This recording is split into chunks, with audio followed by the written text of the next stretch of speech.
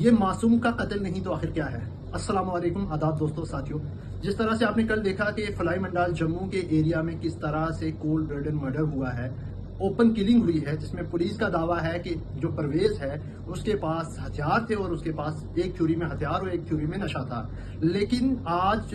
24 گھنٹے بھی نہیں ہوئے اور پولیس نے کہیں نہ کہیں کچھ رپورٹ کے مطابق یہ ایکسیپٹ کر لیا ہے کہ 2 لوگوں کو انہوں نے سسپینڈ کیا ہے اور اس کے ساتھ ہی انہوں نے کمپنسیشن دینے کا وعدہ بھی کیا ہے اور ایف آئی آر بھی رجسٹر کی ہے۔ تو یہ دعویٰ کہ جس طرح سے یہ انکاؤنٹر تھا 2 کراس فائرنگ میں مارا گیا، یہ جھوٹا ثابت ہونے جا رہا ہے۔ وہیں پر کچھ میڈیا ٹرائلز، جو کہ میں جن کو میڈیا تو نہیں کہوں گا، ٹی آر پی کے ٹھیکیداروں نے جس طرح سے اس کو گینگسٹر ٹھہرایا، اس کو ڈرگ پیڈلر ٹھہرایا وداؤٹ ویریفائنگ دا کلیمز، اس کو جس طرح سے دکھایا گیا وہ نندنیہ، شرمناک اور کنڈیمنیبل ہے۔ اس کو ہم کنڈیم تو کرتے ہیں، لیکن اب سوال یہ ہے کہ جس طرح سے یہ رپورٹس آئی ہیں کہ وہاں پر ایف آئی آر رجسٹرڈ ہوئی ہے اور اس کے بعد کمپنسیشن دینے کا وعدہ پولیس کی طرف سے کیا گیا ہے، تو اس کا یہ مطلب ہوا کہ یہ ایک فیک انکاؤنٹر تھا، صرف اور صرف اپنی پروموشنز کے لیے، کچھ سٹارز کے لیے اور کچھ پیسوں کے لیے۔ تو اب یہ سوال سرکار سے ہے اور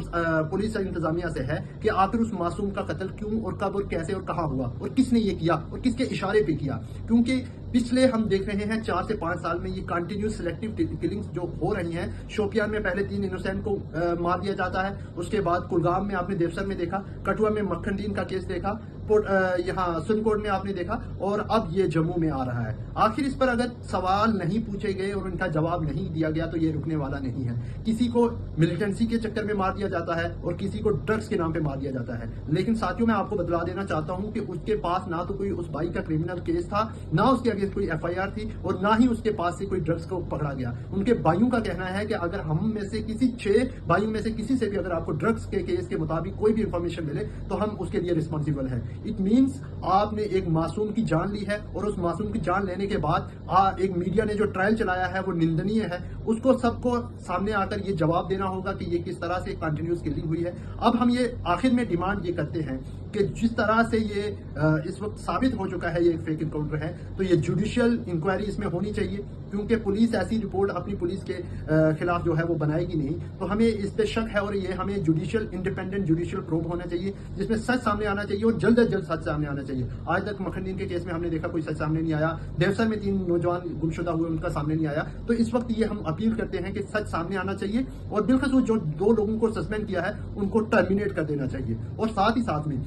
ہم کل انشاءاللہ تعالی جموں یونیورسٹی سے پرویز بھائی کے گھر کی طرف ایک مارچ کریں گے ان کی فاتح خوانی کے لیے، ان کے انصاف کے لیے۔ تو آپ سب سے اپیل کی جاتی ہے کہ ہمارے ساتھ جڑیں اور فاتح خوانی میں ہمارے ساتھ ان کے گھر کی طرف چلیں۔ اسی کے ساتھ ہم یہ بھی اپیل کریں گے انتظامیہ اور سرکار سے کہ اس کو پرویز بھائی کو انصاف جو ہے وہ جلد از جلد ملنا چاہیے، without wasting any minute. Thank you.